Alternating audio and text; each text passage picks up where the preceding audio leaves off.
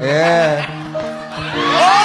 Hoy, hindi pwede yun. Hindi pwede yun, Axel. That's bad. You don't do that.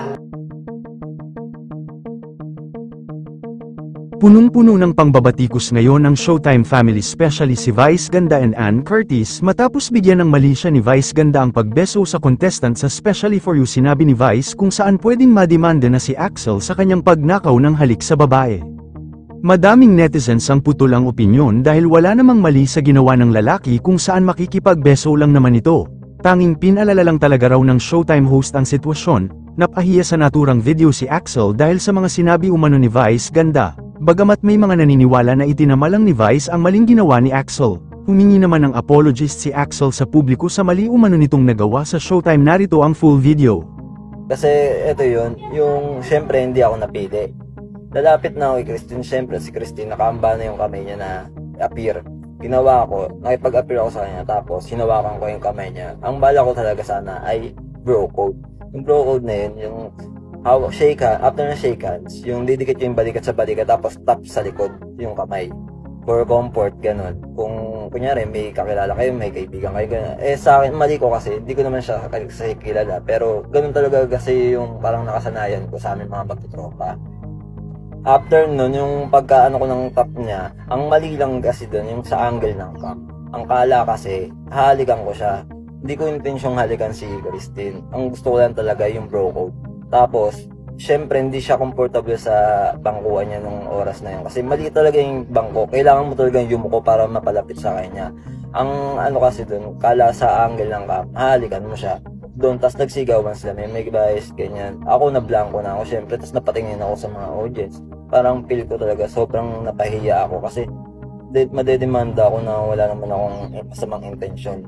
Tapos ayun, yung feel na gusto kong mag-walk out o kaya umiyak na lang, ganyan. Pero hindi ko ginawa, naging ano pa rin ako, parang matatag pa rin ako sa harap ng camera para kunyari hindi ako nasaktan, pero deep inside sobrang sakit.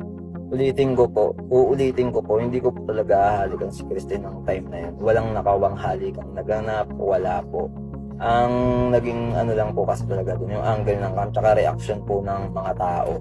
Na feel nila, nagsigawan kasi sila nun eh. Kala nila halikan ko, pero hindi po talaga.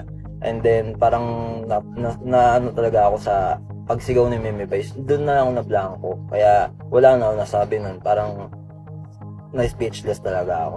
Pero sana po sa mga nagbabash po dyan, yung mga nagko-comment ng hindi maganda, stop na po natin yan kasi nakakasakit na din po kayo.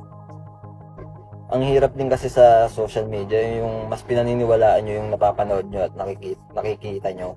Hindi nyo inaalam muna kung ano yung totoong nangyayari bago kayo mag-post ng kung ano-ano. Tsaka hindi nyo alam kung nakakasakit na kayo, ganun. Gusto ko lang din naman mag-sorry kay Christine kasi nadadamay siya sa mga sa mga pambabash niya. Ayun lang. Gusto ko lang naman yung makapagpasaya kahapon kahit nagmumukha akong tanga. Ginagawa ko pa rin yung best ko para makapagbigay ng entertainment sa inyo. Pero yun pala mangyayari. Again po, sorry po sa lahat kung may nagawa man ako mali or hindi man maganda yung ginawa ko. Pero alam ko po sa sarili ko na wala akong intensyong masama. Sana po, stop na po natin lahat ng mga ganyan sa pagpapakalat ng mga fake tsaka uncut version ng mga videos. Yun lang po. Salamat po.